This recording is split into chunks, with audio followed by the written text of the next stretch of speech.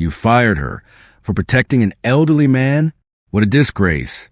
Emma, a warm-hearted waitress, stood up to a group of arrogant teens who were mocking an elderly biker. That moment of courage, it cost her the job she had cherished for decades. But Emma didn't back down. And just 2 hours later, something unbelievable happened. The ground literally shook as hundreds of motorcycles rolled into town. Her life would never be the same again. Let me tell you how it all happened. Hey there, welcome to Tales Unveiled, where the smallest acts of bravery spark the biggest changes. Let's dive in. Emma Thompson was 42, and she'd spent nearly half her life working at a cozy little place called Johnny's Diner. It wasn't just her job, it was her second home. While others had moved on to higher-paying work or flashier careers, Emma stayed. She loved people. She loved their stories. And she loved the feeling of being part of community. For nearly 20 years, she'd been the heart and soul of Johnny's Diner, a red and chrome, old-school restaurant on the corner of Main Street. You couldn't miss it, not just because of how it looked, but because of how it felt. Everyone knew each other. Everyone belonged. Emma had been through her share of struggles. Her husband passed away 12 years ago, leaving her to raise their daughter Sarah alone. She worked double shifts, missed weekends, and poured herself into every coffee refill and plate of pancakes. People told her she could do better, make more money elsewhere. But that wasn't the point. Johnny's Diner had been there for her when she was at her lowest. And in return, Emma stayed loyal. The place was legendary. The kind of diner where your usual order was on the table before you sat down, where the walls held decades of memories and old photos. Emma knew every regular by name, and more importantly, by heart. Mr. Peterson, who'd shown up every single morning at 6 a.m. for the last 15 years. She had his coffee ready with 2 sugars and toast crisp just the way he liked. Mrs. Johnson, a retired third-grade teacher. Emma remembered she was allergic to nuts and always swapped out the muffins. It wasn't in the handbook. She just cared. To Emma, they weren't just customers. They were family. But about 3 months ago, things started changing fast. Old Mr. Johnny, who had built the diner from scratch, finally retired. His son, Richard, took over, and right away it was clear Richard wasn't anything like his dad. He wasn't interested in stories or community. He wanted sleek, upscale, profitable. He jacked up the prices, replaced the classic menu with trendy dishes nobody asked for, and swapped out the checkered tablecloth for minimalist, modern decor. He called it upgrading. But to the regulars, it felt like a cold shoulder. Bit by bit, the familiar warmth of the diner faded. Long-time customers stopped coming. Emma watched it happen every shift, her heart sinking. And then came the day that changed everything. It was a gloomy, rainy October afternoon. Emma was working her usual shift when the front door creaked open, and in walked a familiar figure. Frank Morrison. Frank was 75, an old-school biker with a weathered leather jacket, a snowy gray beard, and the kindest eyes you could imagine. Every Tuesday for as long as anyone could remember, he'd come in for coffee and a slice of apple pie. Emma had served him for years. He was part of the diner's DNA. In fact, behind his usual booth, there was an old black and white photo of Frank and Mr. Johnny taken back in 1968, both standing tall next to their motorcycles, young and proud. That wasn't just decor. That was history. Emma had a soft spot for Frank. He'd always made her feel welcome back when she first started, sharing town stories while she topped off his coffee. He treated her with kindness when she was still finding her footing. So when Frank walked in that rainy afternoon, Emma lit up until she heard the snickering. A group of teenagers, all from a nearby elite private school, were sitting at a table near the door. The kind of kids Richard had been trying to attract lately. Designer jackets, smug smiles, platinum credit cards, and not a shred of respect. One of them sneered, loud enough for everyone to hear. Look at that old dude. Thinks he's still some kind of biker legend. Should have just parked that thing at the retirement home. Another one snorted. Bet he can't even remember where he left it. Their laughter filled the room, sharp and cruel.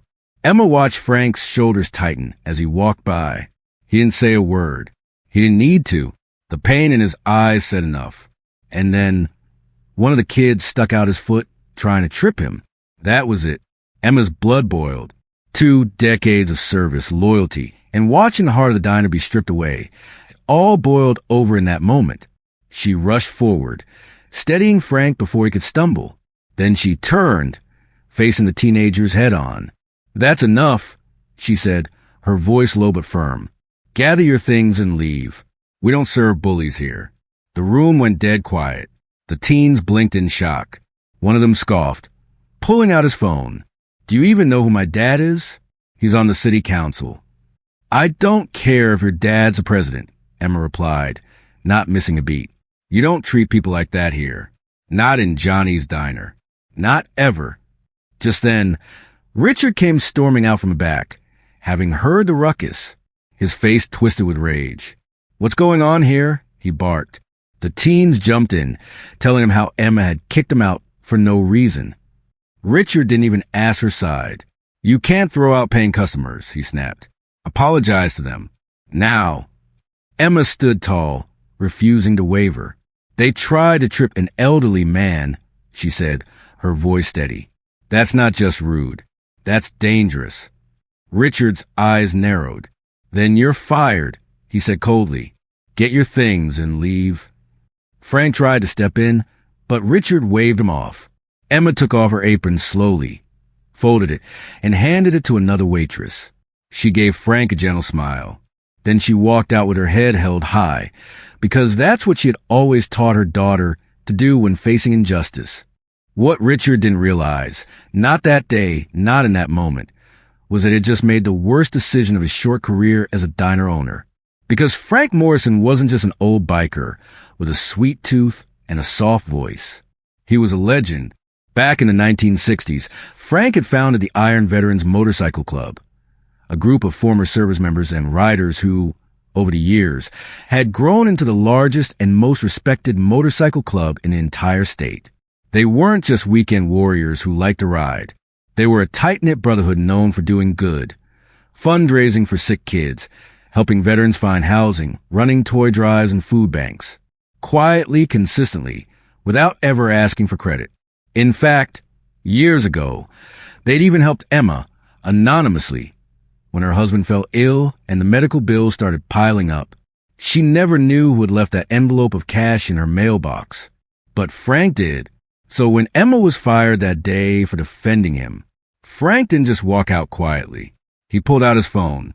Within minutes, the message had spread like wildfire through every motorcycle club in the city. It wasn't just the Iron Veterans. Word reached riders from all over the state. The message was simple. Emma Thompson, waitress at Johnny's Diner, stood up for an old man, got fired by the new owner. We don't let things like that slide. Inside the diner, customers who had witnessed the whole thing were already texting friends, posting on social media, and sharing what had just happened. The story was too outrageous not to spread. Emma Thompson, the woman who had poured 2 decades of her life into this diner, fired for protecting a man from a bunch of rich brats. By the time Frank had made it back to his garage and set down his helmet, engines were already roaring across town. And 2 hours later, the street outside Johnny's Diner shook. It started as a low hum. Then came the rumble. One by one, motorcycles began to arrive. Not 5, not 10, hundreds, chrome glinting in the fading sunlight, the roar of engines echoing through the narrow streets. People stepped out of shops and homes to watch. They lined the sidewalks, filming the scene with their phones, eyes wide. It wasn't just bikers. It was a force. Over 500 motorcycles filled the block, lined up like an army, side by side. Riders young and old, leather vests covered in patches, flags flying, engines idling in unison. And at the front of them all was Frank, riding that same Harley-Davidson he'd had since the 60s. The front door of the diner flew open as the sound reached the inside. Richard stepped out, his face pale, unsure of what was happening. Frank dismounted, adjusted his jacket, and walked straight into the diner. The bell above the door jingled. Every head turned. And behind him, in waves, the bikers filed in. The place was packed, wall to wall with men and women who looked like they'd walked straight out of a movie. But there was no chaos, no yelling, Just silence, respect, and one very powerful presence. Frank looked around slowly, then turned toward Richard, who was standing stiffly behind the counter. This diner, Frank said, loud and clear, used to stand for something. Every word rang through the air. Old Johnny knew that. It wasn't about profits. It wasn't about how fancy the menu looked or how many zeros were on the credit card. It was about people. Respect. Community. Loyalty. He gestured toward the booth where he always sat, now empty. I've been coming here for longer than your father's even been in business. I've watched generations of folks come through that door, and you just fired the only person in this place who still understands what it means to care. A woman stepped forward from the crowd. She was tall, confident, in her 50s, wearing a black vest decorated with Iron Veterans patches. I'm Susan Martinez, she said, her voice calm but steady, president of the Iron Veterans. We've held every toy drive, fundraiser, and memorial ride here for the last 40 years. This place was our headquarters. She looked around, then back at Richard, until today. Richard swallowed hard. You can't just show up and take over. Susan raised a hand. Actually, we can. She pulled out a folded piece of paper from her vest pocket. We've already spoken to your father. He's agreed to sell the diner to us. The paperwork's being drafted as we speak. Richard's jaw dropped. That's not possible. It's already done, she replied with a smile that didn't quite reach her eyes. And our first act as owners? She looked around the room. Every biker nodded silently in agreement. We're reinstating Emma Thompson and making her the new manager of Johnny's Diner. A cheer erupted from the crowd. A dozen helmets were raised in salute. Customers clapped. Even some of the other employees, who had watched the soul of the diner slowly fade under Richard's control, let out sighs of relief and joy. Richard, still stunned, could only stare as the woman who had once been a waitress now had the keys to the very place she devoted her life to. The story exploded online. Local news stations showed up to film the sea of motorcycles and a crowd of smiling patrons. Social media lit up with hashtags like hashtag Justice for Emma and hashtag Bikers for Good. People couldn't stop talking about it. A woman who stood up for kindness, fired for doing the right thing, and backed up by an army of riders with hearts bigger than their engines. The next morning, Johnny's Diner looked completely different. And not just because it was under new ownership. The sign out front now read, Johnny's Diner, everyone welcome, respect required. And beneath it, rows of motorcycles sat neatly parked, engines off, chrome gleaming in the early morning light. Customers were already lining up outside before the doors even opened. Inside, the old warmth was back. It wasn't just nostalgia. It was something real. Emma, now officially the manager, stood behind the counter wiping it down with the same gentle care she always had.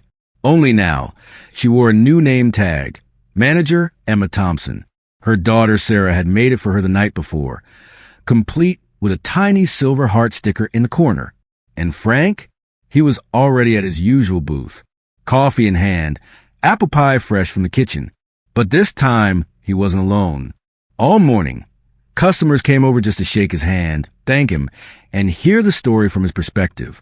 The diner buzzed with conversation, laughter, the clinking of coffee cups.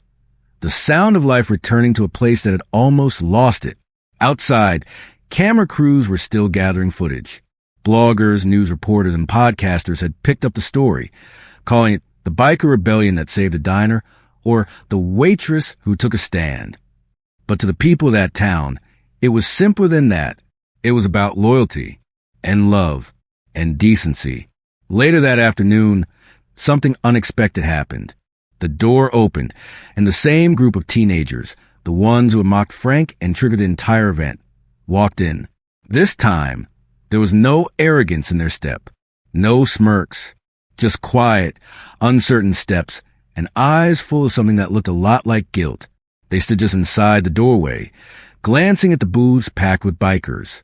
No one said anything at first. It was Frank who finally broke the silence. You boys lost, he asked, calm but firm. One of the teens, the one who had pulled out his phone and bragged about his father, stepped forward. We came to apologize. He took a breath, glanced at Emma, then looked back at Frank. We were jerks. We thought we were being funny, but we weren't. What we said, what we did, it was messed up. You didn't deserve that. Frank raised an eyebrow. No, I didn't. The kid nodded, swallowing. I know, and neither did she. He gestured toward Emma. We're sorry. For a moment, there was silence. Then Emma stepped out from behind the counter. She didn't say anything dramatic. She just looked at the boys, really looked at them, and nodded. I accept your apology, she said softly. But I hope you understand something. Words matter. How you treat people matters. You never know what someone's been through, or who they are. One of the other teens, cheeks flushed with shame, whispered, We do now. And that was it. They didn't stay. They just turned and left quietly, the bell above the door giving a soft jingle as it closed behind them. Frank shook his head and chuckled. Well, maybe there's hope for those boys yet. Emma gave a tired smile and returned to work. But you could see in her eyes that moment meant something. Not just because they apologized, but because the entire town saw it. The bikers didn't leave after one day. Many of them came back, again and again. Johnny's Diner became something bigger than it had been in years. It was now a hub for kindness, for standing up, for loyalty. A place where you could get the best coffee in town and be treated like you mattered. And Richard? Well, Richard tried to bounce back. A few months later, he opened a sleek, modern restaurant across town. It had fancy food, minimalist lighting, and imported flatware. He called it Maine and modern, but the buzz didn't last long. People remembered what had happened. Some said they couldn't get past the idea of eating a kale salad at a place run by a guy who fired a waitress for defending an elderly man. Others just referred to pancakes at Johnny's. And in time, Maine and Modern quietly closed its doors. Meanwhile, Johnny's Diner thrived, not because of gimmicks or trends, but because Emma, and now the Iron Veterans, never forgot what the place was really about. It was about belonging. A few months after everything happened, Emma was interviewed on a local podcast. The host asked her what it felt like to have gone from waitress to manager and to be the face of such an inspiring story. Emma smiled. I didn't set out to make a statement. I just saw someone being treated badly, and I couldn't stand by and watch. That's not how I was raised. That's not how I raised my daughter. She paused and added, Kindness isn't always convenient. It might cost you something, but I believe it always comes back to you. Maybe not right away, but it does. Her words stuck with people. The podcast episode went viral. Teachers played it in classrooms. Business owners shared it in team meetings.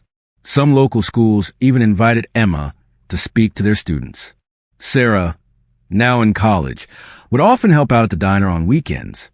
She'd pour coffee, bus tables, chat with the regulars, and every now and then she'd point to her mom and say proudly, That's her. That's Emma Thompson. My mom, the one who stood up. As the weeks turned into months, the story of Emma Thompson and the Iron Veterans settled into local legend. Not the kind of legend that fades into rumor or exaggeration, the kind that lives in the hearts of people who witness it and pass it down with pride. Johnny's Diner didn't just survive the ownership change, it thrived. The booths were full again. Regulars returned. New customers came, curious about the story they'd heard. The menu was back to its roots. Pancakes fluffy as clouds, hash browns with that perfect crisp, and of course, apple pie the way Frank liked it, warm, with a scoop of vanilla on top. But more than the food, people came for the atmosphere, for the feeling. There was something different about the place now, something real. Bikers from across the state continued to stop by. Some brought their families, others brought friends. Many just wanted to meet Emma, shake her hand, and thank her for reminding the world that standing up for what's right still mattered. The diner walls began to tell a new story, one that honored the old, but celebrated the new. Photos of community fundraisers, Polaroids of Emma and Sarah, a framed copy of a newspaper article that headlined, The Day 500 Bikers Brought Justice to Main Street, and right next to the register, a small wooden plaque with 6 simple words. Kindness costs little. Courage changes everything. It became the diner's motto, and Emma lived by it every single day. One Saturday afternoon, a man in his late 30s walked in, holding a small box. He wore a button-down shirt, looked like someone who hadn't slept in a while. Emma greeted him with her usual warmth. "Welcome to Johnny's. Booth or counter?" The man looked around and smiled nervously. "Booth, please. Actually, do you have a minute?" Emma blinked, curious. "Sure." He sat down and placed the box gently on the table. "My name's Tom Reynolds. My dad used to ride with Frank. He passed away last year, and before he did, he made me promise to find you." Emma raised her eyebrows. "Me?" Tom nodded. He said, "If you ever meet Emma Thompson, tell her thank you. Tell her she saved the kind of place the world needs more of." He slid the box across the table. Emma opened it carefully. Inside was a faded patch, the original Iron Veterans emblem, and a handwritten note on old paper. It said, "For Emma, the heart of Main Street. Thank you for standing when it was hard to stand. You reminded us what we ride for." Emma had to excuse herself to the back for a few minutes. When she returned, her eyes were red, but her smile was steady. She added the patch to the diner wall that very afternoon. Stories like that became more and more common. A woman brought in a newspaper clipping her father had saved. A little girl drew a picture of Emma with a cape, and the words "My hero" scrawled in pink crayon. A retired teacher gave Emma a copy of her old yearbook where she had written, "To the girl with the biggest heart, never change." But not everything was warm and easy. Leadership came with pressure. Running a diner wasn't just about smiles and pie. It meant early mornings, late nights, payroll, inventory, and making tough calls. There were days Emma missed just being a waitress, when all she had to worry about was coffee refills and remembering who liked what on their sandwich. Still, she never once regretted standing up for Frank that day. If anything, it reminded her of something deeper, something she'd always known but had forgotten during those difficult years before the takeover. Doing the right thing is never wasted, even if it costs you, even if it's uncomfortable, even if it feels like nobody notices. Because in Emma's case, people did notice. The world noticed. And more importantly, the next generation noticed. One Sunday morning, as the sun poured into the diner's big front windows, Sarah sat with her mom during a quiet moment before the rush. She looked around at the laughter, the light, the photos on the walls, and the biker jackets hanging by the door. "You know," she said, "when I was little, I always wondered why you stayed here so long. Why you didn't take another job, something with benefits or a salary. But now," Emma raised an eyebrow. "Now what?" Sarah smiled. "Now I get it." Emma reached across the table and squeezed her daughter's hand. "It was never just a job, sweetie. It was always about the people." Sarah nodded. "You built something here, Mom. Something real." And so, the legend of Johnny's Diner and of Emma Thompson continued. Every Tuesday, Frank still came in, rain or shine, sometimes with fellow riders, sometimes alone, but always greeted like royalty. And he always sat at the same booth, always ordered the same thing. Only now, people often join him, not to talk, but to listen. Frank didn't brag. He didn't even bring up the day of the ride, unless someone asked. But when he did, he always ended with the same words. "That day wasn't about me. It was about a woman who remembered what mattered and refused to look away." Time has a funny way of making the extraordinary feel ordinary until you take a moment to look back and realize just how much changed because of a single choice. For Emma Thompson, that moment of defiance, standing up to a group of disrespectful teens, protecting an elderly man, and refusing to apologize for doing the right thing, reshaped not only her life, but the entire heartbeat of a small town. The diner had become more than a restaurant. It was a symbol, a place that reminded everyone who walked through its doors that kindness still mattered, that courage didn't require a uniform, and that community wasn't just something you inherited. It was something you chose, something you built every single day.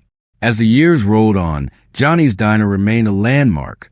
Bikers still gathered on weekends. Families celebrated birthdays in the same booths their grandparents had once sat in. And whenever a new customer asked about the framed patch on the wall or the photograph of Emma beside 500 motorcycles, the regulars would smile and say, "Sit down. Let me tell you a story."